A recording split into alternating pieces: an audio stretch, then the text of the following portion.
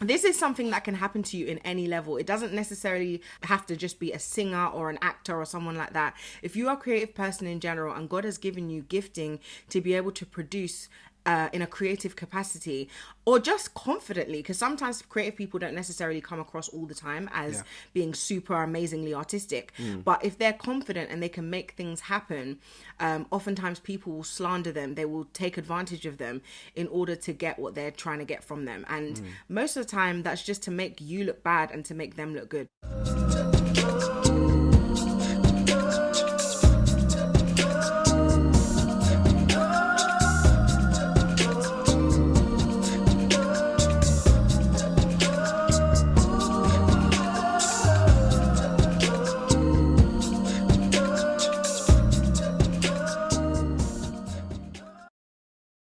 Hey family, welcome back to our channel. We are Velvet Devotion, aka Mr. and Mrs. B. And for anyone watching for the first time, this channel is all about encouraging artists and helping them to understand the struggles that they may face as creative people. So, Mrs. B, we've got an interesting subject to talk about today. What is it?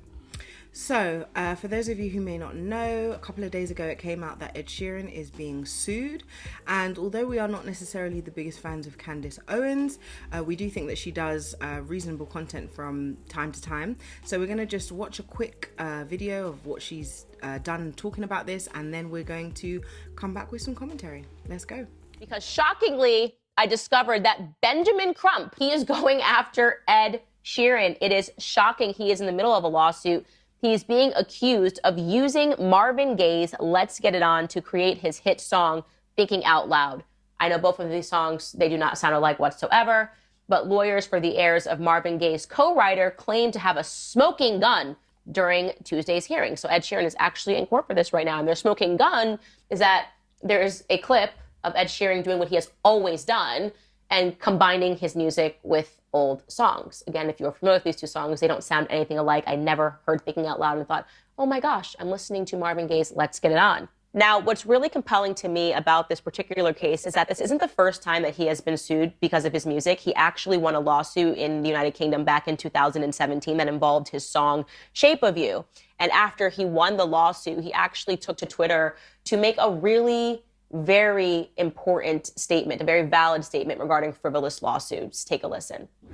Hey guys, me, Johnny and Steve have made a joint statement that will be press released on the outcome of this case, but I wanted to make a small video to talk about it a bit because I've not really been able to say anything whilst it's been going on.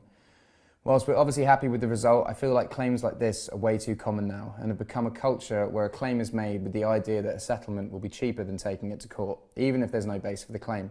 It's really damaging to the songwriting industry. There's only so many notes and very few chords used in pop music. Coincidence is bound to happen if 60,000 songs are being released every day on Spotify. That's 22 million songs a year, and there's only 12 notes that are available. I don't want to take anything away from the pain and hurt suffered from both sides of this case, but I just want to say I'm not an entity. I'm not a corporation. I'm a human being. I'm a father. I'm a husband. I'm a son.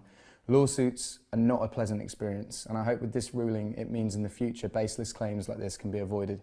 This really does have to end. Me, Johnny and Steve are very grateful for all the support sent to us by fellow songwriters over the last few weeks. Hopefully we can all get back to writing songs rather than having to prove that we can write them. Thank you. So he is exactly correct. I talk about this all the time. This is something, obviously, I do not have anywhere near the global fame and recognition that Ed Sheeran has, but it's something that happens in my life as well. What essentially happens is people assume that when you have any sort of fame or any sort of exposure, that you will just settle, either A, to make it simply go away, B, because you don't have the time, or C, because it's enough money where, you know, it's not going to bother you, just give me $5,000, you know, you're going to pay more in legal fees. So they're saying your legal fees are going to be so much higher, just give me the money that I'm asking for. And I had a similar circumstance happen with me. Several times it's happened where we had somebody try to attempt I call these like baby shakedowns. And for me, once it was an organization that we were working with, a company that we were working with, and they tried to get $15,000 from me and my husband for something that was so ridiculous. And it was only obvious. It was like, this is Candace Owens, and we assume that she has tons of money, so we're going to do it. And I said to my husband at the time, I said, I would rather spend $60,000 on a lawyer, which is what we were calculating it would have cost, than give this person $15,000. I'd rather lose 60K than to pay this person 15K. That's what I said to him, and I meant it. And what ended up, fortunately, they realized that we were there. You know, we had a lawyer send them a letter, and I very well meant it. It was the principle of the matter for me, and that's what he's talking about. This is why he's going through these lawsuits and going through these pains, is because he knows these are shakedowns. So I'm going to hope that he is also successful in this lawsuit. We know Ben Crump is the king of shakedowns, and he probably got giddy when he saw Ed Sheeran's name. So, as we can see, Ed Sheeran has been going through it. And it's interesting because even though Candace Owens and Ed Sheeran are not in any way in the same industry together, they have both gone through similar things in terms of people trying to literally drain them of their resources and just being complete leeches.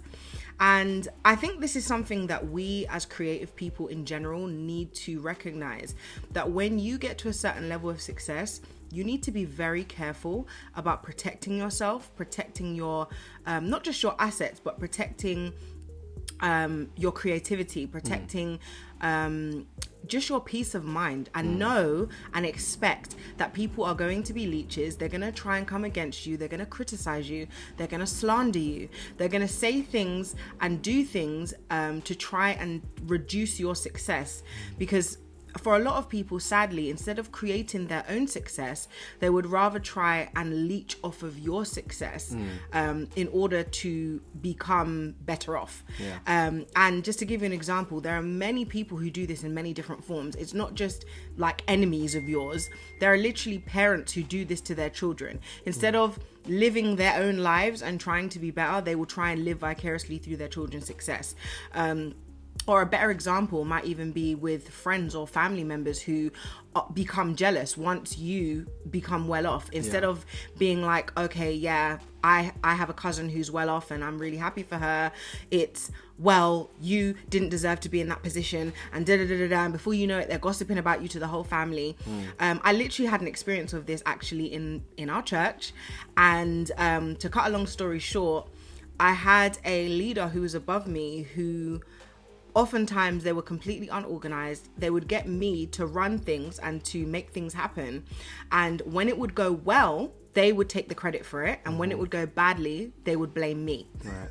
And so this is something that can happen to you in any level. It doesn't necessarily have to just be a singer or an actor or someone like that. If you are a creative person in general and God has given you gifting to be able to produce in a creative capacity, or just confidently, because sometimes creative people don't necessarily come across all the time as being super amazingly artistic, but if they're confident and they can make things happen, oftentimes people will slander them. They will take advantage of them in order to get what they're trying to get from them, and most of the time that's just to make you look bad and to make them look good. So be prepared, be vigilant, stay prayed up, understand that, you know, these people are really here for a short time, not a long time. You're the one at the end of the day that's going to end up with more success, because they can't recreate what you're doing. Exactly. Yeah. So yeah, I think that's really important what you said there. Like, you know, it's very easy as the artist in question, when, you know, someone comes against you, to feel like, oh, well, maybe I'm not good enough, because you see that